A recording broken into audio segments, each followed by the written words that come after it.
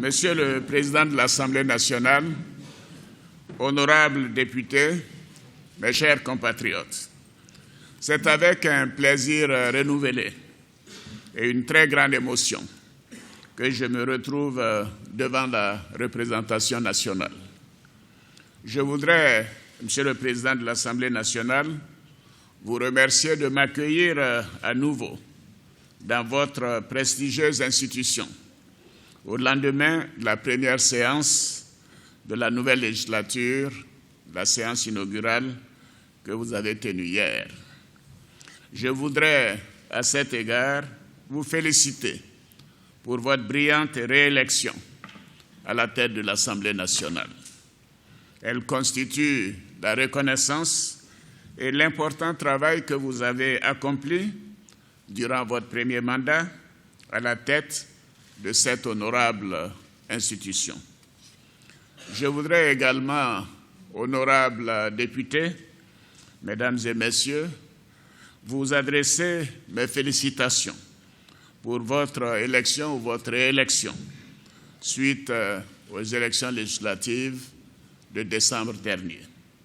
Je profite de l'occasion pour vous adresser en ce début d'année, Monsieur le Président de l'Assemblée nationale, honorables députés, ainsi qu'à vos familles respectives et à l'ensemble de vos collaborateurs, mes vœux sincères de santé, de bonheur et de prospérité pour l'année 2017. Je forme également des vœux de bonheur et de prospérité pour nos compatriotes, ainsi que de succès dans nos objectifs de paix, de sécurité et de développement de notre chère Côte d'Ivoire.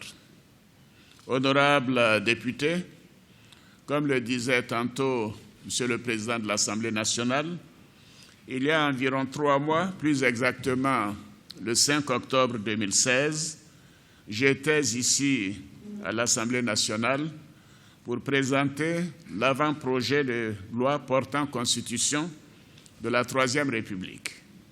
Vous avez accueilli favorablement ce projet et vous l'avez adopté à une large majorité de 239 voix sur 249 votants. Cet avant-projet, devenu avec votre vote, projet de loi, a été plébiscité par le peuple souverain de Côte d'Ivoire lors du référendum du 30 octobre 2016, par une écrasante majorité de 93,42% des suffrages exprimés en faveur du oui. Les Ivoiriens ont ainsi démontré leur volonté de tourner la page des crises successives que notre pays a traversées. La nouvelle Constitution est entrée en vigueur depuis sa promulgation le 8 novembre 2016, consacrant ainsi la naissance de la Troisième République. La Constitution de la Troisième République vient renforcer la paix et la stabilité politique dans notre pays. Elle consacre la création de nouvelles institutions de la République et le renforcement de celles qui existent déjà. Comme je l'ai indiqué à l'occasion de mon message de Nouvel An à la Nation, il nous faut maintenant mettre en place les nouvelles institutions. Vous venez d'élire hier, lundi 9 janvier 2017, l'honorable Guillaume Kibafori-Soro comme président de votre auguste Assemblée à l'occasion de la séance inaugurale de la première législature de la Troisième République. Je vous réitère, Monsieur le Président de l'Assemblée, mes chaleureuses félicitations et vous souhaite une excellente législature à la tête de cette honorable institution. Monsieur le Président de l'Assemblée nationale, honorables députés, chers compatriotes, la Constitution du 8 novembre 2016 prévoit en son article 53 un exécutif composé du président de la République, du vice-président de la République et du gouvernement. L'article 56 de cette même Constitution stipule que le vice-président de la République est élu au suffrage, au scrutin de liste, en même temps que le président de la République. L'élection du président de la République étant intervenue en 2015, avant la promulgation de la nouvelle Constitution, les dispositions transitoires autorisent le président de la République en exercice à nommer le vice-président de la République. La Côte d'Ivoire est un pays de droit, un pays démocratique, où le peuple exerce sa souveraineté par ses représentants élus que vous êtes. Étant moi-même un élu du peuple, j'ai tenu à venir devant vous pour vous faire part de ma décision de nommer le vice-président de la République.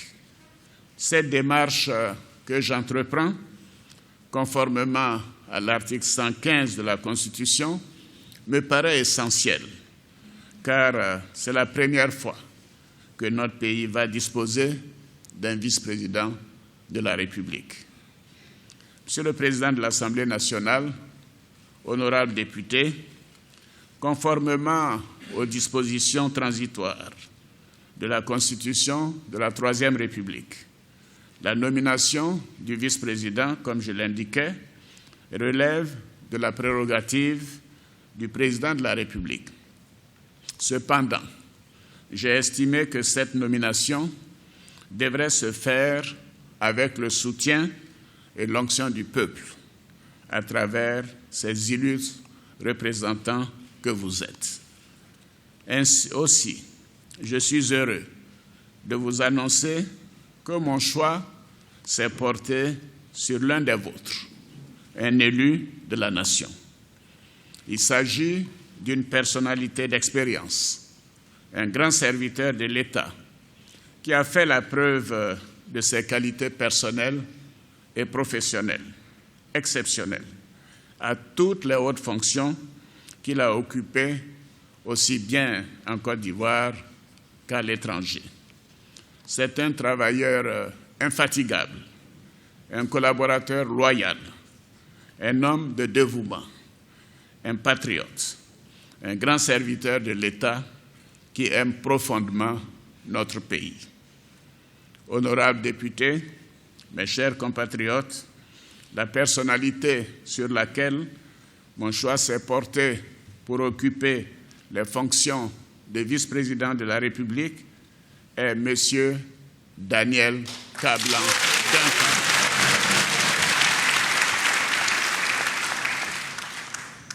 M. Daniel Kablan-Duncan est un brillant économiste qui a occupé successivement de hautes fonctions dans l'administration ivoirienne, à la Banque centrale des États de l'Afrique de l'Ouest, à la Caisse nationale de prévoyance sociale, la CNPS, et en tant que ministre d'État et Premier ministre dans plusieurs gouvernements dans notre pays. Grâce à son action à la tête du gouvernement sortant et aux réformes qu'il a entreprises, notre pays a enregistré des résultats exceptionnels dans tous les secteurs et reconnus aussi bien en Afrique que dans le monde entier. Daniel Kablan-Duncan, toute mon admiration et toutes mes félicitations.